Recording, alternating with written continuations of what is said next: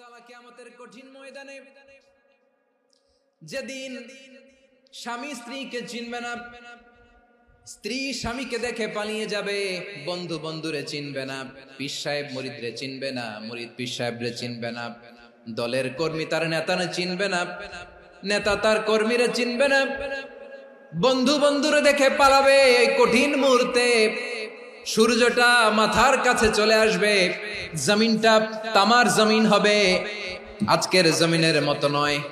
মানুষ ঘর্মাক্ত, ক্লান্ত, শ্রান্ত মাথার মগজগুলো কানের ছিদ্র আর নাকের ছিদ্র দিয়ে বেয়ে বেয়ে পড়বে। বিশ্বনবী ফরমান, কিয়ামতের ওই কঠিন ময়দানে 7 শ্রেণীর ব্যক্তিকে রব্বুল আলামিন তার আরশের নিচে ছায়া দিবেন। তার মধ্যে প্রথম শ্রেণীর ব্যক্তি হলো ইমামুন আদিল, যে ইনসাফের সাথে বিচার করে, যে জাস্টিস সমাজে সার্ভ করে, যে সুশাসন নিশ্চিত করে, ওই ইমামুন আদিল। আদিল শব্দটা বুঝছেন না? ইন্নাল্লাহা ইয়া'মুরু বিল আদল, পাইছেন? আদিল। 7 শ্রেণীর ব্যক্তিকে আল্লাহ তাআলা সুশীতল আরশের নিচে ছায়া দিবেন, যেদিন তার দেয়া ছায়া ছাড়া কোনো ছায়া থাকবে না। এর প্রথম হচ্ছে ইমামুন আদিল, ন্যায়পরায়ণ শাসক। চিল্লায় বলেন সুবহানাল্লাহ। আবার বিশ্বনবী বললেন, ইন্নাল মুকসিতিনা ইনদাল্লাহি আলা মানাবিরা মিন নূর আন ইয়ামিনির রহমান। কিয়ামতের দিন যারা ন্যায় পরায়ণ হিসেবে আল্লাহর সামনে দাঁড়াবে, কিয়ামতের দিন রব্বুল আলামিন তার আরশের ডান দিকে ওই ন্যায় পরায়ণ লোকদের জন্য আরশের ডান দিকে একটা নূরের মিম্বারে তাদেরকে বসার সুযোগ করে দিবে। আল্লাহর আরশের ডান দিকে ন্যায় পরায়ণ লোকদের জন্য আল্লাহ তাআলা নূরের মিম্বার বানাবে। 4টে কেন কথা মনে করেছেন? আল আদাল, জাস্টিস। ইন্নাল্লাহা ইয়া'মুরু বিল আদল। আল্লাহ তাআলা এই আদালতের নির্দেশনা দেন, সুবিচার, সুশাসন। প্রিয় ভাইয়েরা, এটা আমরা বাংলাদেশে চাই কি চাই না? এই যে অরাজকতা, এই যে অন্যায়, এই যে জুলুম, এই যে ইনকনসিস্টেন্সি সমাজের অসঙ্গতির প্রধান কারণ জাস্টিস নাই, সুবিচার নাই, সুশাসন নাই। শেষবারের মতো আওয়াজ করে বলেন তো, আমরা বাংলাদেশে আদল চাই কি চাই না? তাহলে প্রথম নির্দেশনা শেষ। আল্লাহ তাআলা তোমাদেরকে আদলের আদেশ দেন। এরপরে আল্লাহ বললেন, আমি তোমাদেরকে ইহসানের আদেশ দেই। ইন্নাল্লাহা ইয়া'মুরু বিল আদলি ওয়াল ইহসান। আমি তোমাদেরকে যেমনি আদলের নির্দেশনা দেই, তেমনি ভাবে তোমাদেরকে ইহসানের নির্দেশনা দেই। ইহসান, আওয়াজ করে সবাই বলেন তো ইহসান। ইহসান মানে কারো প্রতি সফট হার্টেড হওয়া, মহানুভব হওয়া, অনুগ্রহ পরায়ণ হওয়া, অনুগ্রহশীল হওয়া, একে অপরের প্রতি দয়াদ্র হওয়া। একে অপরের প্রতি দয়াদ্র, অনুগ্রহশীল হওয়া ছাড়া মানবিক সমাজ কশিনকালেও গঠন করা সম্ভব না। প্রিয় ভাইয়েরা, সুন্দর আচরণ দিয়ে, ইহসান দিয়ে যা জয় করা যায়, নরম আচরণ দিয়ে যেটা অর্জন করা যায়, কঠোরতা দিয়ে সেটা পারা যায় না। বিষ্ণু ঈসা ইসলাম ইহসান দিয়ে, কোমল আচরণ দিয়ে, তার অনুগ্রহ দিয়ে তিনি অনেক কাফিরের হৃদয়কে জয় করে ফেলেছেন। সাইয়েদনা সুমামা ইবনে উসাল রাদিয়াল্লাহু তাআলা আনহুর কথা মনে পড়ে যায়। তিনি ছিলেন ইয়ামামার বাদশা। মদিনাতে বিশ্বনবীকে হত্যা করার নিয়তে এসেছিলেন, গোপনে গোপনে বিশ্বনবীকে হত্যা করে আবার ইয়ামামাতে তিনি ফিরে যাবেন। কিন্তু কি অবাক করা কাণ্ড, হত্যা করতে পারে নাই, সাহাবাদের হাতে তিনি ধরা পড়ে গেলেন। সাইয়েদনা সুমামা ইবনে উসাল রাদিয়াল্লাহু তাআলা আনহু হত্যার নিয়তে আসলেন, কিন্তু হত্যা করতে পারলেন না। সাহাবারা ওনাকে ধরে ফেললেন, ধরে মসজিদে নববীর পিলারের মধ্যে বেঁধে রাখলেন।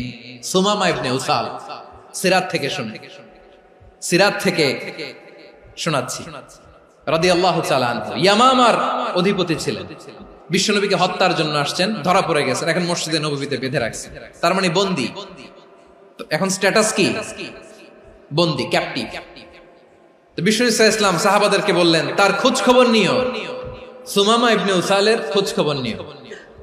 সাহাবারা বলেন, ইয়া রাসূলুল্লাহ, আপনাকে হত্যা করতে এসেছে, তার তো কঠিন ক্যাপিটাল পানিশমেন্ট হওয়া দরকার, কঠিন শাস্তি হওয়া দরকার। বিশ্বনবী বললেন, না, আমি যেটা জানি তোমরা সেটা জানো না, তোমরা সুমামার সাথে ভালো আচরণ করো। বিশ্বনবী সুমামার কাছে গেলেন। প্রথম দিন যে তিনি কালেমার দাওয়াত দিলেন, ইমানের দাওয়াত দিলেন, ইসলামের দাওয়াত দিলেন, রিসালাতের দাওয়াত দিলেন, আখিরাতের দাওয়াত দিলেন। পরের দিন যে বিশ্বনবী সালাতের দাওয়াত দিলেন, যাকাতের দাওয়াত দিলেন, ইসলাম কি, কিভাবে, কেমন করে পালন করতে হয় চমৎকার আর্টিকুলেট করতে শুরু করলেন।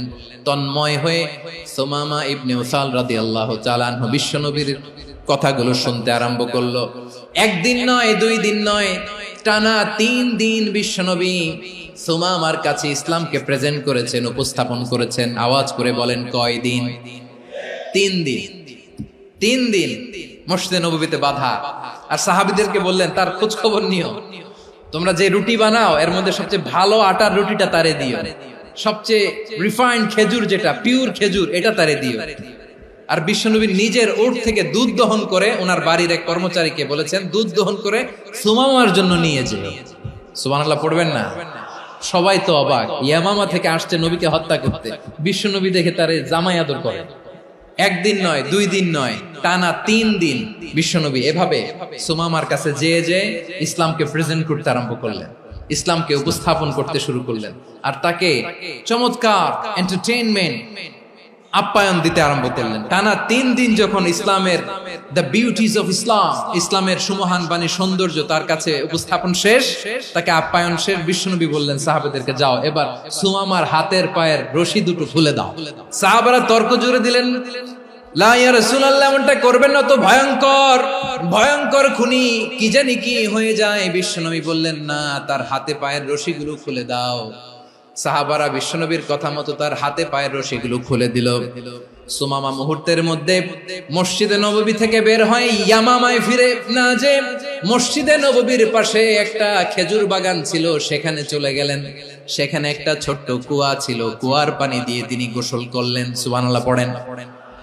কুয়ার পানি দিয়ে গোসল করে মসজিদে নববীর সামনে এসে বিশ্বনবী এবং সাহাবাদের সামনে দাঁড়িয়ে সাব্বাবা উঁচু করে বললেন, আশহাদু আল্লা ইলাহা ইল্লাল্লাহ ওয়া আশহাদু আন্না মুহাম্মাদান আবদুহু ওয়া রাসূলুহু।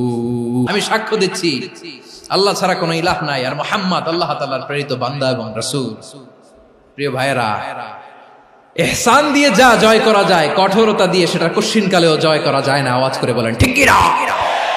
এবার সুমামা দাঁড়িয়ে বলে, ওগো নবী, আমি তো কালিমা পড়ে মুসলমান হয়ে গেলাম, এবার শোনেন, এই মুহূর্তের আগে আপনার চেহারার চাইতে নিকৃষ্ট কোনো চেহারা আমার কাছে ছিল না, কিন্তু শাহাদা পাঠ করার পরে আপনার চেহারার চাইতে উত্তম শ্রেষ্ঠ কোনো চেহারা আমার কাছে আর নাই।